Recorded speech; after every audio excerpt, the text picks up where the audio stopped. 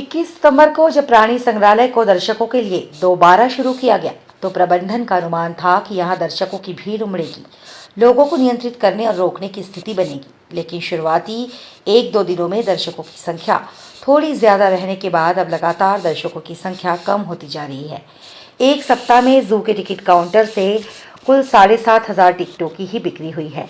सप्ताह भर में कभी भी ऐसी स्थिति नहीं बनी कि प्रवेश द्वार बंद करना पड़े हों या अतिरिक्त कर्मचारियों की तैनाती करना पड़ी हो।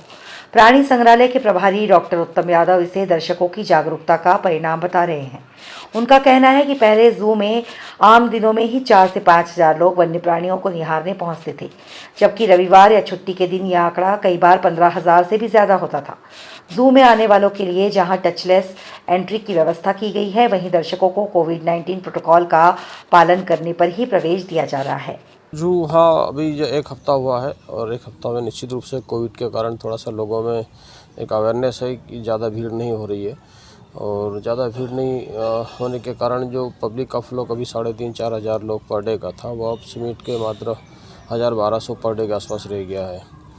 और जहाँ तक कोविड-19 की जो प्रोटोकॉल है उसको फॉलो करने के लिए निश्चित रूप से हम लोगों ने गेट पर सारी व्यवस्था करी है और उसमें टचलेस स्क्रीन से एंट्री है, ताकि कोई भी टिकट व्यक्ति लेगा तो किसी को हाथ में न देते हुए खुद के पास रखेगा, स्क्रीन पे शो करेगा और उसकी एंट्री हो जाएगी। दूसरा, मास्क बगैर मास्क वाले लोगों को हम लोग विजिटर्स जो भी आते हैं उनको हम लोग एंट्री नहीं दे रहे हैं।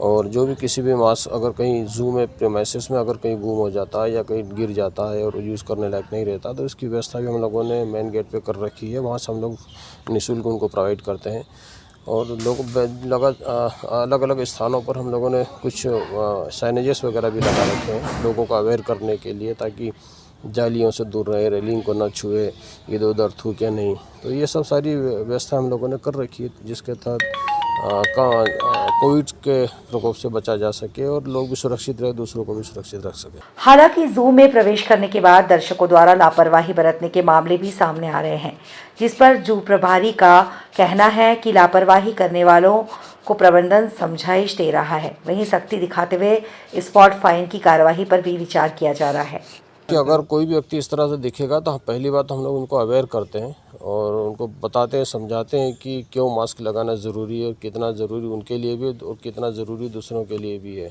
फिर भी कुछ लोग समझाइश देने के बाद भी नहीं मानते तो फिर हम लोग उनको ज़रूर पेनलाइज करेंगे। फिलहाल एक बार की समझाइश देने पर निश्चित रूप से लोग भी थोड़ा अवेयर हो रहे हैं, उनको भी समझ आ रही, तुरंत मास्क निकाल के लगा लेते हैं। कई बार सांस लेने में तकलीफ होती है लोगों को, इस कारण भी टाइम भी कुछ समय के लिए निकाल के फिर वापस लगा लेते हैं। तो इस तरह की इंसिडेंट्स भी होते हैं जो देखते ही जू पर्सनल को देखते ही वापस फिर मास्क चढ़ा लेते हैं। तो एक थोड़ा सा एक डर तो ज़रूर है उनमें, लेकिन अगर चूकती है तो उस दौरान ज़रूर उतार लेते हैं, लेकिन फिर वापस लगा भी लेते हैं। तो हम लोग उनको बार बार अवेयर भी कर रहे हैं कि क्यों मास्क लगाना ज़रूरी है। दर्शकों की कम होती संख्या से जू प्रबंधन की आमदनी पर भी खासा असर पड़ रहा है, जबकि प्रबंधन ने कोरोना से बचाव के लिए बड़ी राशि जू में खर्च की है। Bureau report, INN news, Indore.